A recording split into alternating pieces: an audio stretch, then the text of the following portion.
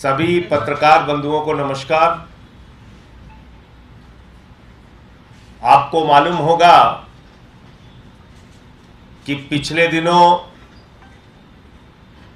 प्रधानमंत्री नरेंद्र मोदी जी जो लगातार आम आदमी पार्टी के नेताओं के पीछे पड़े हैं, झूठा बदनाम करना, झूठा फंसाना, जेल का, मुकदमे का, डंडे का, लाठी का भय दिखाना, इस पूरी साजिश में जो मोदी जी और उनकी पार्टी फंसी हुई है, उसने फिर एक कारनामा कराया। और तब से एक नारा भी चल रहा है कि संजय सिंह से 5 गज की दूरी बनाकर रखें वरना ईडी छापा मार सकती है। भारत के प्रधानमंत्री नरेंद्र मोदी जी से मैं बार बार कह चुका हूं, 1 रुपए का भी भ्रष्टाचार मेरे खिलाफ नहीं पाओगे। जितनी जांच मनाए कर लो। और मैंने तो यहां भी कहा, यहां तक कहा था कि प्रधानमंत्री जी इस जन्म में नहीं, अगले जन्म में भी कुछ भी मेरे खिलाफ मिलने वाला नहीं। और इस बात को पूरी की पूरी बीजेपी और भारतीय जनता पार्टी और मोदी जी को समझ लेना चाहिए कि अगर मैं आपके मित्र अडानी के घोटाले को उजागर कर रहा हूं और जेपीसी की मांग कर रहा हूं, अगर मैं किसानों के मुद्दे पर आपके सामने आकर आपका विरोध कर रहा हूं, अगर मैं भारत के गृह मंत्री का विरोध कर रहा हूं, अगर मैं आपके सबसे करीबी दोस्त के घोटाले को पूरे देश के सामने उजागर कर रहा हूं और ईडी को बार बार लिखकर शिकायत दे रहा हूं, तो ये तो मैं जान ही रहा हूं कि आप मेरी जान लेने पर उतारू हो जाएंगे। आप मेरे खिलाफ जो मन में आएगा वो करेंगे। आप मुझे बदनाम करने के लिए हर हथकंडा अपनाएंगे, लेकिन कुछ पाएंगे नहीं। और यही काम ईडी ने फिर से एक बार प्रधानमंत्री मोदी के इशारे पर किया। अभी 2 दिन पहले हमारे 3 साथियों के खिलाफ बेबुनियाद, झूठा, निराधार और मुझे बदनाम करने के लिए उनके घर पे छापेमारी की। मोदी जी के कहने पे, मैं सीधा आरोप लगा रहा हूं, ये प्रधानमंत्री के कहने पे हो रहा है। जब मेरे खिलाफ कुछ नहीं मिला, ईडी ने 1 चार्जशीट फाइल की, उसमें मेरा नाम लिखा, 2 चार्जशीट फाइल की, उसमें मेरा नाम लिखा, 3 चार्जशीट फाइल की, उसमें मेरा नाम लिखा। और जब मैंने डिफेमेशन का नोटिस दिया, ईडी ने 20 दिन, लगभग 20 दिन पहले गलती मानी, लिख के दिया कि मुझसे गलती हो गई। लिखना था राहुल सिंह, लिख दिया संजय सिंह। तो मैंने कहा भाई, नीरव मोदी की जगह नरेंद्र मोदी लिख दिया तो बहुत बड़ी प्रॉब्लम हो जाएगी, ऐसे जांच मत करो। और ईडी अपना मजाक उड़वा रही है प्रधानमंत्री के चक्कर में, भाजपाइयों के चक्कर में। क्या हमें पता नहीं कि एक बार जब चार्जशीट फाइल होती है तो 5 बार उसको पढ़ा जाता है? एक थानेदार भी कोई चार्जशीट तैयार करता है तो 5 बार उसको पढ़ता है। और आप एक सांसद का नाम कह रहे हैं, ऐसे ही हमने गलती से डाल दिया। बेवकूफ समझ रहे हैं इस देश के लोगों को। तो जब उसमें सफल नहीं हुए, गलती माननी पड़ी, भारत के इतिहास में पहली बार ईडी ने गलती मानी अपनी सार्वजनिक रूप से, तो उससे ईडी अपमानित हुई। मोदी जी के सामने अब कोई रास्ता बचा नहीं कि कैसे कार्रवाई करें। ये तो अब गलती भी मान ली ईडी ने। संजय सिंह ने तो डिफेमेशन का नोटिस भी भेज दिया। हमें तो लग रहा था धीरे धीरे ऐसे करके इसको पकड़ के जेल में डाल देंगे, ये तो सारा खेल गड़बड़ हो गया। तो इनके साथियों के घर छापेमारी करो। तो किसके यहां छापेमारी की? विवेक त्यागी के यहां, अजीत त्यागी के यहां, सर्वेश मिश्रा के यहां, उनके यहां छापेमारी की।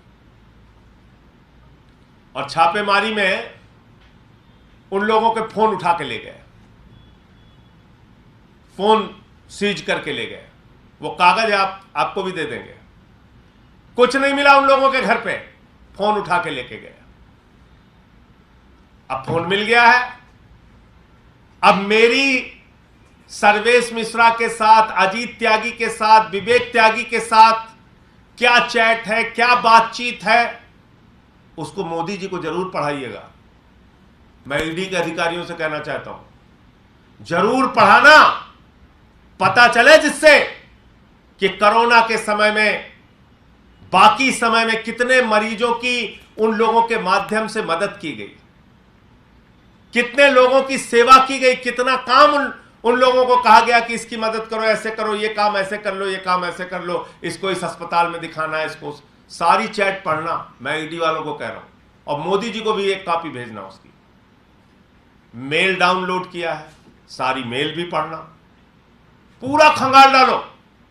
और मैंने तो आज अपने घर पे बोर्ड भी लगा दिया है कि संजय सिंह से 5 गज की दूरी बनाए रखें, वरना ईडी किसी भी समय छापा मार सकती है, आज्ञा से नरेंद्र मोदी। आप लोग जाके देख लीजिए, मैंने अपने घर के आगे बोर्ड लगा दिया है, आप लोग जाइए। और मैं ईडी वालों को कहना चाहता हूं, जिस दिन मन हो आओ, लेकिन मेरा इतिहास तो पता कर लो कम से कम। इतना दिन का सार्वजनिक जीवन है, बेदाग जीवन है, पता कर लो। 23 मुकदमे उत्तर प्रदेश में हुए, मेरे खिलाफ नहीं झुका। नरेंद्र मोदी के सबसे करीबी दोस्त अडानी के लाखों करोड़ के घोटाले को उजागर किया, जेपीसी की मांग की संसद के अंदर, नहीं झुका। प्रधानमंत्री से किसानों के मुद्दे पर, अडानी के जेपीसी के मुद्दे पर, भ्रष्टाचार के मुद्दे पर लड़ता रहता हूं, नहीं झुका। देश के गृह मंत्री की तानाशाही के खिलाफ, अमित शाह के खिलाफ आवाज उठाई, नहीं झुका। आप सोच रहे हो ऐसे जांच फांच, बदर घुड़की, अरे जिसको जेल से, मुकदमे से, डंडे से, लाठी से डर लगता है, उसको डराना। हम तो तुमसे 11 बार मेल करके समय मांगा है मोदी जी, आपकी ईडी से मैंने 11 बार समय मांगा, 11 बार मेल भेज के समय मांगा, हमें समय नहीं दिया आज तक। यही आपके दोस्त का कच्चा चिट्ठा देने के लिए, यही अडानी का घोटाला दिखाने के लिए। आपकी ईडी से मोदी जी मैंने 11 बार मेल करके समय मांगा, यही अडानी का घोटाला दिखाने के लिए। मेरे घर पे भेजते आप ईडी, ये सारे कागज आपको मिल जाते।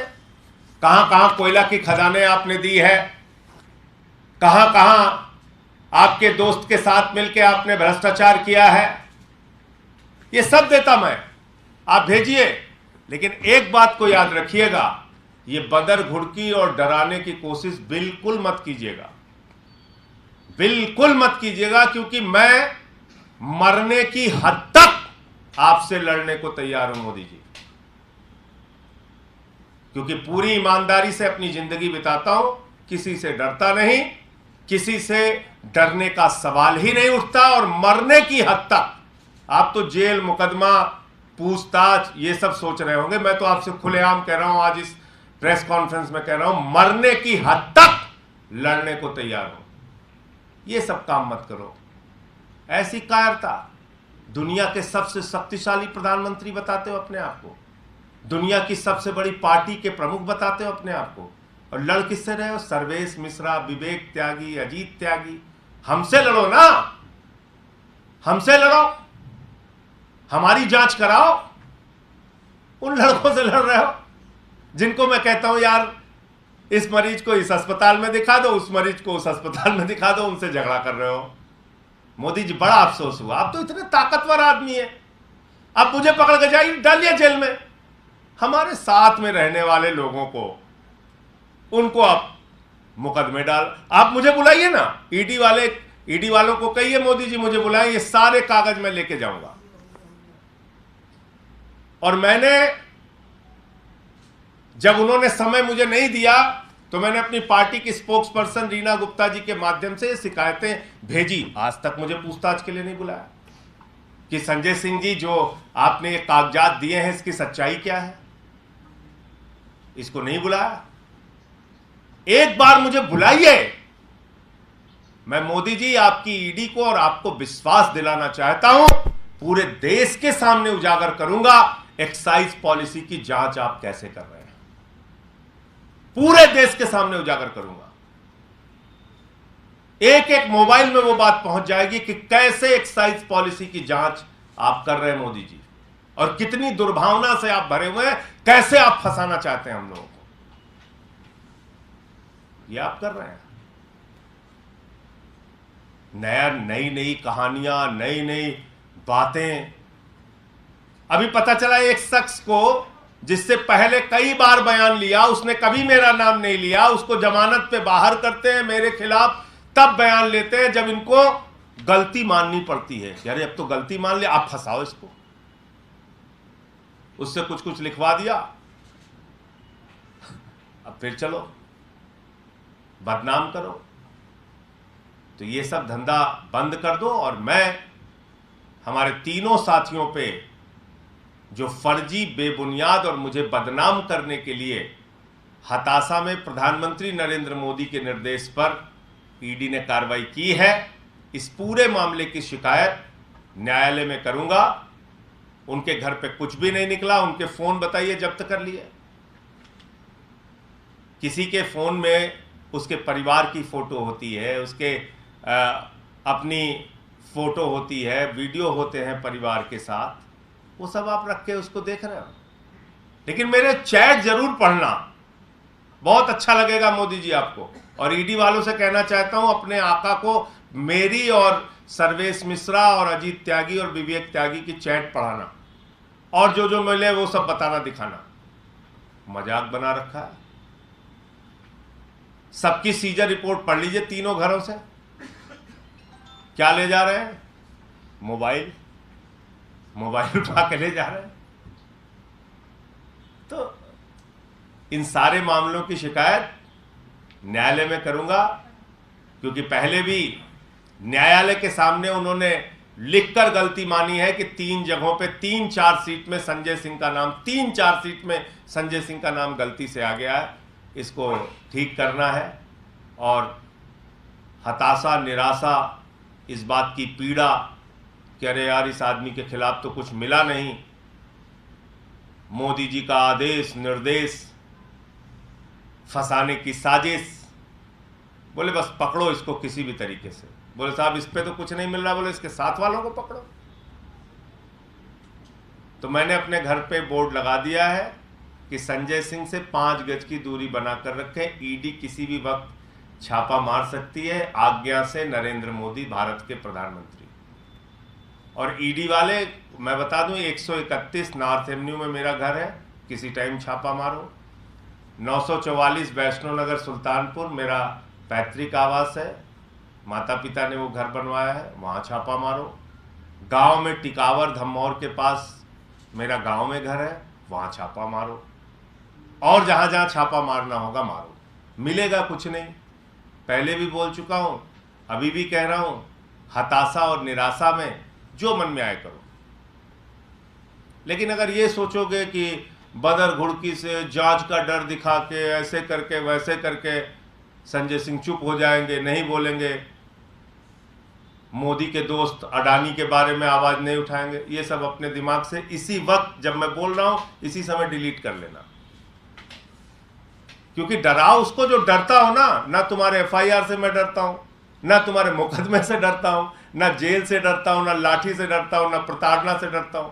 मैं तो कह रहा हूं अब तक जितने लोगों को प्रताड़ित किए हो हमें बुलाओ, हमको प्रताड़ित करो। हमारे साथियों को क्यों बुलाते हो?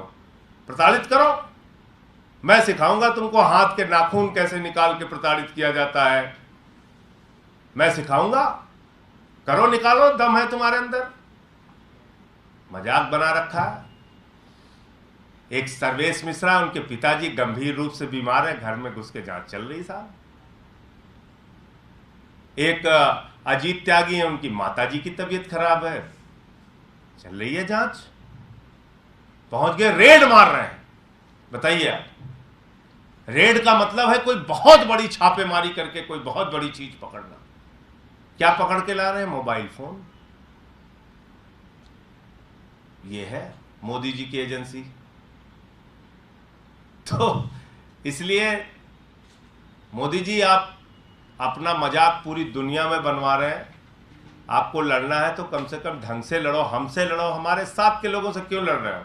अब उनसे पूछ रहे हैं, अच्छा तो ये ट्रांसफर के लिए भी संजय सिंह ने पैरवी की? बताइए, हम लोग राजनीति कर रहे हैं, हमारे पास कोई आएगा कि मेरी माँ की तबीयत खराब है, मैं चाहता हूं यहां से मेरा ट्रांसफर वहां कर, अरे मैं तो चिट्ठी लिखता हूं। और मैं तो ईडी वालों से भी कहना चाहता हूं, भैया तुम्हारे घर में भी कोई समस्या हो, किसी का ट्रांसफर हो, आ जाना मेरे पास, मैं प्रधानमंत्री को चिट्ठी लिख दूंगा, फाइनेंस मिनिस्टर को चिट्ठी लिख दूंगा कि इनके घर में समस्या है, इनका स्थानांतरण यहां से वहां। ये इनका पूछताछ है, ये एक्साइज पॉलिसी की जांच कर रहे हैं, हमारे साथियों से कर रहे हैं। अच्छा, ट्रांसफर के लिए उन्होंने पैरवी की है, बताइए, राजनीति कर रहे हैं घास छीलने के लिए? किसी के इलाज के लिए पैरवी करेंगे, किसी के ट्रांसफर के लिए पैरवी करेंगे, किसी की मदद के लिए पैरवी कर रहे हैं। तो कुल मिला के ये था कि हताशा में मोदी जी के द्वारा ये की गई कार्रवाई, इसमें इनको ना कुछ हासिल होने वाला है, ना आगे भी कुछ हासिल होगा। हाँ, ये जरूर है कि ये जो पूरा पुथन्ना तैयार है, मैं सुप्रीम कोर्ट के वरिष्ठ अधिवक्ता से पिछले काफ़ी समय से संपर्क में हूँ और माननीय सर्वोच्च न्यायालय के अंदर इस केस को भी करने जा रहा हूँ, क्योंकि अब तक मैंने पूरा नियम फॉलो किया, मैंने ईडी को शिकायत लिखित में दी, अब तक कोई जांच इन मामलों में शुरू नहीं हुई, तो इसलिए अब कोई रास्ता नहीं बचा है, इसमें सर्वोच्च न्यायालय में जाकर ये लड़ाई तो आगे बढ़ाऊंगा। बाकी मुझसे जो भी करना है मोदी जी करें, और इतनी बात कहनी थी। आपके कोई सवाल? सर, सीएम को चिट्ठी भी लिखी और कहा कि नीति आयोग की बैठक में नहीं जाएंगे, यही रुख पंजाब का भी है सर। देखिए, ऐसा है, जब आप फेडरल स्ट्रक्चर को ही नहीं मानते, देश के संघीय ढांचे को नहीं मानते, राज्यपाल के डंडे से अगर आप देश को चलाना चाहते हैं, राज्य सरकारों को चलाना चाहते हैं, अधिकारों को छीनना चाहते हैं, तो आप नीति आयोग की बैठक बुलाकर बड़ी बड़ी बातें करें, भाषण पिलाएं और काम कुछ ना करें, तो इससे अच्छा है उसका बहिष्कार करना। आज जमानत, अंतरिम जमानत, वो सीजर रिपोर्ट है, सीजर वाला जी। अंतरिम जमानत जो है वो सतेज जैन को मिली है उनकी बीमारी को देखते हुए 6 हफ्ते के लिए, हालांकि ये राहत है, लेकिन किस तरीके से आप देखते हैं? देखिए, मैं समझता हूं कि इस पे माननीय न्यायालय ने किसी भी प्रकार की मीडिया या सोशल मीडिया पर टिप्पणी करने से मना किया है, तो उस पर मेरी ओर से कोई प्रतिक्रिया देना ठीक नहीं है। जब तक उनको जमानत पर वो बाहर नहीं आ जाते और उनको पूरी कानूनी प्रक्रिया का पालन करना होगा, तो मेरी ओर से उस पर कोई टिप्पणी करना ठीक नहीं। ये जो सीजर रिपोर्ट है, ये भी मैं आपको दे देता हूँ। ये लोग घर घर जाके मोबाइल पकड़ रहे हैं।